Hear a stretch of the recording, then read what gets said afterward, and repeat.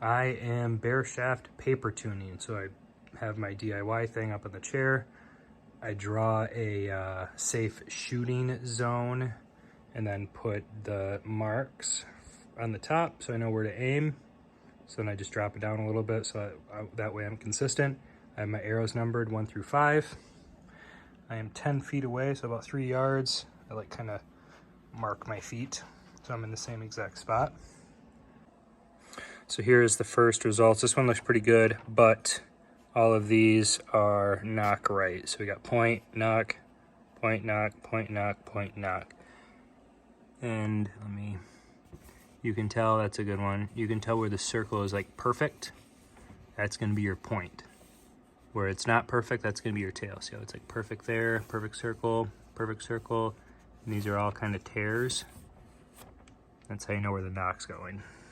So this one means rest to the left, nock right, rest left. QAD MX rest. I loosened this bolt here on top with the 3/32 and then went 4 clicks counterclockwise to the left. Second round, not much different. Still nock right, so I need to move my rest to the left more. Here I did the fletched, and you can see nock right. Nock right. 4 clicks, not enough. So I probably should have looked at this beforehand, but with the MX rest, each click, micro adjust is 0.0019 inches, which roughly is 1/500th of an inch. And when you tune and adjust your rest, I like to make adjustments by like the 64th of an inch.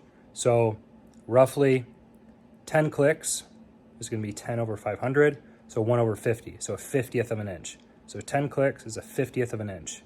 To make the math easy, because I don't really care that much, I need to do each adjustment 10 clicks. 10 clicks is roughly going to be 1/64th, the 50th, close enough, whatever. So I need to know every time I make an adjustment, I need to do at least 10 clicks. So I like to write on here, this is going to be OG, the original. This was 4 clicks left. This was 10 clicks left. Now, since I want to do in 10 click increments, I want to do, so it's 14, so I need to do 6 to get up to 10 plus another 10, so 16. So this one down here is going to be 16 clicks.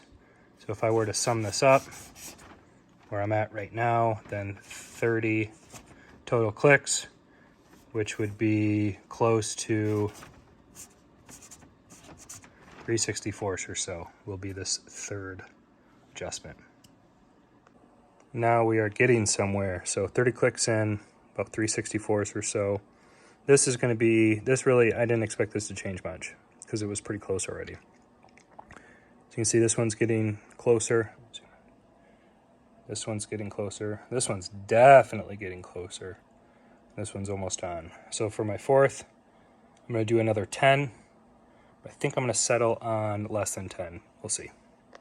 Okay, so here we are. My left and rights are pretty much there. I need to do the knockdown now. I pulled this one really bad, but they're all pretty consistent. So I need to move the knock up, and then I'm close.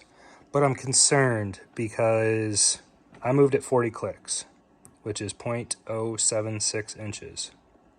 And a 16th of an inch is 0.0625. So that means I moved it more than a 16th of an inch to the left, which when it comes to touching your rest, I only like to move it a 64th or maybe a 32nd at the max to clear up some tears. So by moving it over a 16th, that means like 4 to 5 64ths. So that's like double what I really want to move it. So I'm thinking I need to shim the cams, which I don't have that little tool. PSE has like a cam shimming system now, but I don't have a little tool to pop them in and out.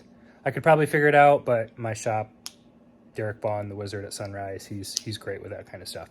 So all macro level adjustments are going to be your cams. Micro is going to be your rest.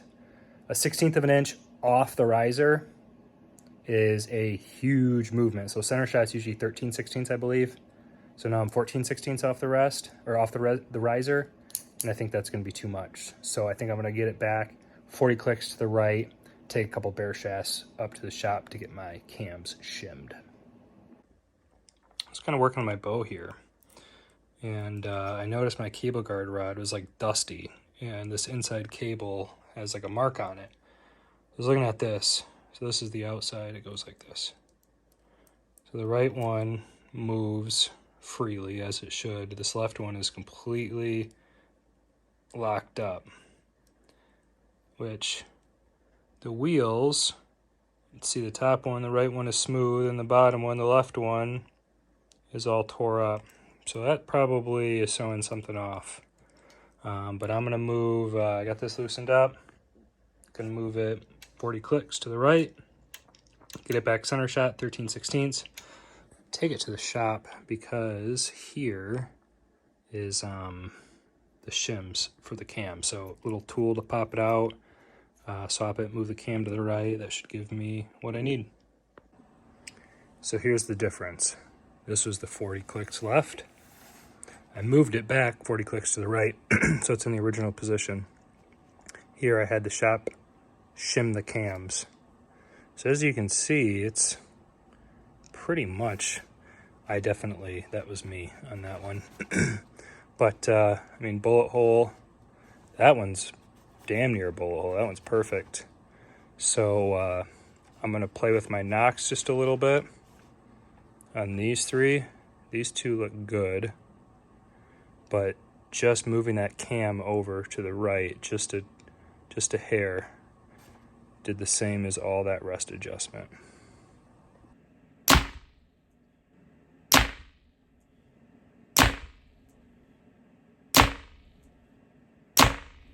Wow. So this round actually turned out perfect, exactly what I wanted. So again, this was the cam shim to the right to get me here. This was the same arrow. This was the same arrow. I did pull on that one, so I reshot bullet hole for this one. So 2, 3, and 5. All I did was flip the nock upside down. So 180 degree, 180 degree, 180 degree. Bullet, bullet, bullet, bullet, bullet. All 5. So couldn't ask for anything better than that. This is at 10 feet. So I'm going to double it back up to 20 feet, 7 yards, and keep going, and I'll show you why. So here's the reason why I said I'm going to back up. Because they're all pretty good. You have number 2 as an outlier. So I think the paper lied on that one a little bit, or maybe it hit the target weird. But those arrows all need to be like right in line. So they're almost there. All right, well, all those other clips are now completely useless because I changed my nocking point, or the ties around the nocking point, and I changed my D-loop. So I forgot who said it, but there's the saying that I go by of, if you change one thing, you've changed everything. So the old tune is now null and void, essentially. So I started over. Here's my initial shots. This is at 10 feet, just kind of how I was before. And it was pretty good. I was actually really happy with that, coming off of like a blank tune again. I was a little bit tail left, nock left. And I didn't really want to start playing with my rest as much. So cams are like your macro adjustment, right? And that's what I had. That's what I did at the shop previously. But also you can adjust your cable rod in and out if it has the adjustment. I have the 2023 Omen, PSE Omen, and the cable rod can move in and out. So the chart that I have, I think it's gold tip, says you can move that cable rod in closer to your arrow, and always check with a fletched arrow so your vanes don't make any contact. So I was able to slide that in, not very far, just a smidge, and that really took out some of that left and right tear. That went to a bullet hole. That cleaned up a lot.